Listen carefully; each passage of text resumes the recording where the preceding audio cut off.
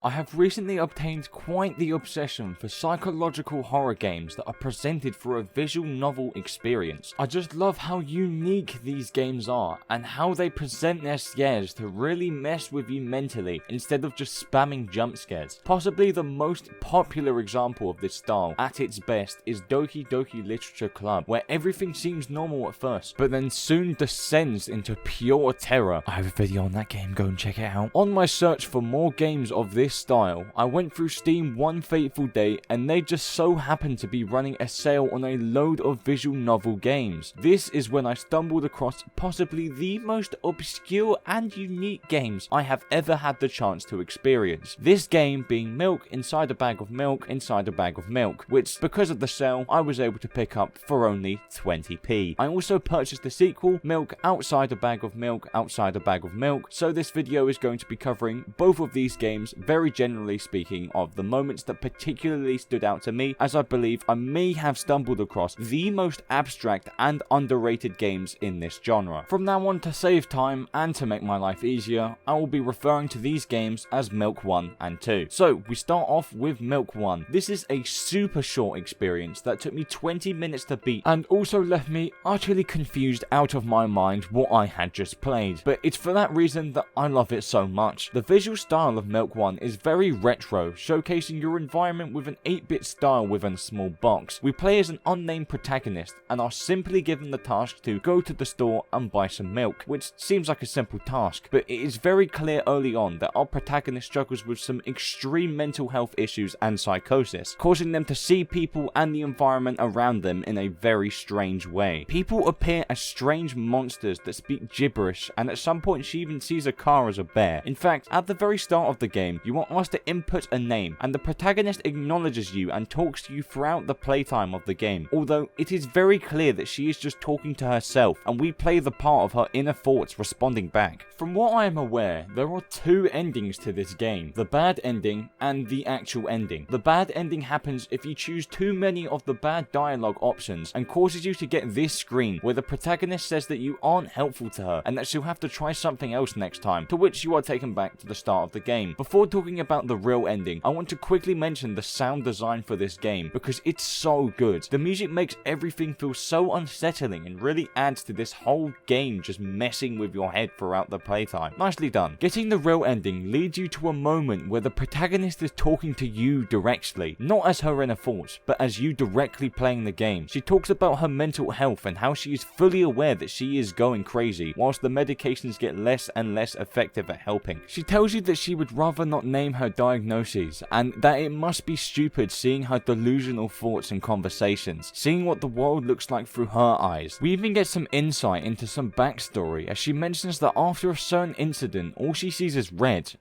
blood everywhere, even saying she's forgotten what other colours look like. Later on, we are shown something on screen and are asked what do we see, and it is then revealed to be her father, or whatever pieces are left of him, as he had jumped out of a window and died. I would assume that this is the incident that was talked of earlier, as this would have been an absolutely shocking moment that would have scarred any child. This is really quite a shock to the system, the way this information is just dropped on us out of nowhere, and definitely had my jaw dropped. Our protagonist then states that this is one of the only times that she has been able to go to the store without any major incidents happening, saying that it's mostly to our merit as the player because she didn't want to mess up and look stupid in front of us as the reader. She proceeds on, saying that there are so many things that she wants to tell us before being cut off again by her own thoughts that advise her to go home, to which she complies. When she arrives on her floor, she hangs over the railing and enjoys the silence as her medication had just worn off. We are then shown what we can assume is her door to her home, and the person answering is this really eerie and disturbing doll looking face, which we find out is her mother. She asks, "Did you bring the milk? Did your new medication work?" and then finally tells her to go to bed. After this, the game ends, and at that moment, I was severely confused as to what I had just played, and I do have to say, even sat here making this video now, I still am not entirely sure what I have just played. Milk 1 is a very simple yet super effective psychological horror that really messes with your mind and leaves the player with a lot of questions, as hardly anything is given away in terms of backstory, only with some details given here and there. Overall, Milk 1 is a really great experience that only for 89p is something that you cannot go wrong with. Moving on to Milk 2, we can get straight into it as you already understand the basis of the game. Milk 2 takes place immediately after the events of Milk 1 and even has some wonderfully animated cutscene that shows us the events of what happened previously. Firstly, I want to mention that the visuals for Milk 2 are significantly improved from the last game, and I really do love how it looks. Milk 2 took me 52 minutes to beat on my first playthrough, and for what I'm aware, has multiple endings. We start with the task of going to bed. Our protagonist is seeing visions of shadows surrounding her vision, and as she heads towards the kitchen, she starts having thoughts of a living corpse being on the other side of the door, to which she tries to reassure herself that there have never been any corpses in her kitchen, until she breaks out into a sprint to the door and barges it open, only to find the milk that she had just bought staring back at her. As she leaves, she is confronted by the familiar face of what looks like her mother, who ends up clutching her and injecting her with venom through her sharp claws. Strangely enough, she even tells her to promise to never drink milk again, which is extremely strange because why would she have sent her to the store to buy it if she is being told to not have it? Eventually, her mother leaves and our protagonist goes to her room. I feel that this instance with the mother in reality was her coming to inject her with something that would help calm her down from her manic state, but due to her psychosis, she's seeing her as some wicked monster that is only coming to hurt her. Then again, I could be completely wrong. This game is so abstract and vague, it's unreal. Maybe I'll come back and cover this game again one day and have a real deep dive into everything. Whilst in her room, she goes through all her medication and decides not to take any of it tonight. Later on, she begins to visualize all her thoughts as fireflies and tasks you with helping her find them all to align them and be able to think more clearly. Then the game becomes a point and click style game where you need to click on objects and try to find all the memories. Also, a moment that I forgot to mention in my script, but is definitely something I need to mention here off script now, is that there is this really eerie and strange moment where you're asked about what your protagonist was thinking about when she was lying on the ground, to which it cuts to this really disturbing thing where she's on the floor and saying that her eyes are extremely itchy and saying that if she just tears out all of her eyelashes, will her eyes stop itching and stuff like that, and starts repeating some really weird things, and I have no idea. This really caught me off guard and I was absolutely taken back by this.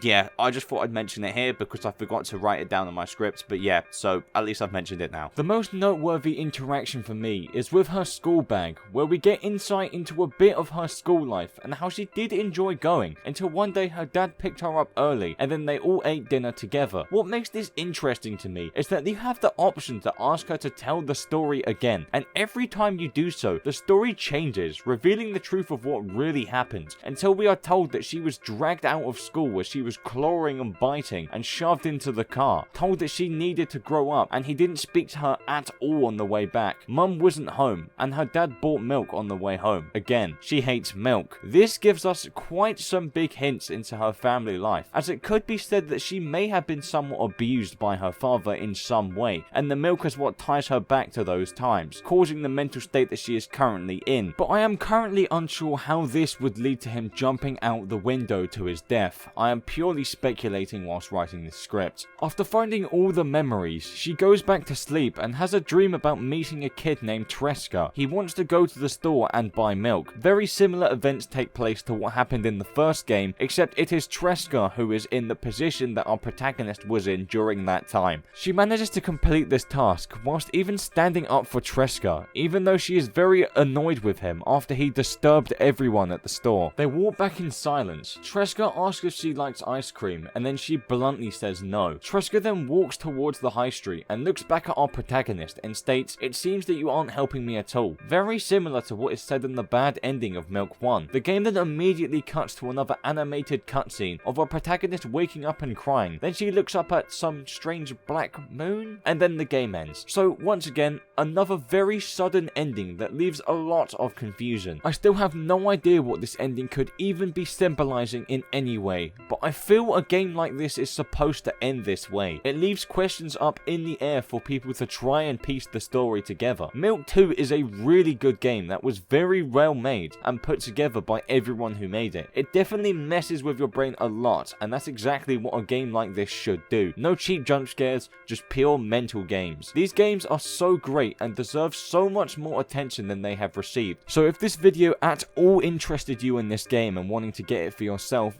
definitely go and do it. I will leave links in the description to both of the game's Steam profiles. I would love to come back for another video one day and truly dive deep into the story and meaning behind everything in this game, but it would take a lot of research and big brain time to complete, so look out for that in the future hopefully. We'll see. Well, that's all for me today then. Have a good day, evening or night, wherever you are, and I'll see you in the next one.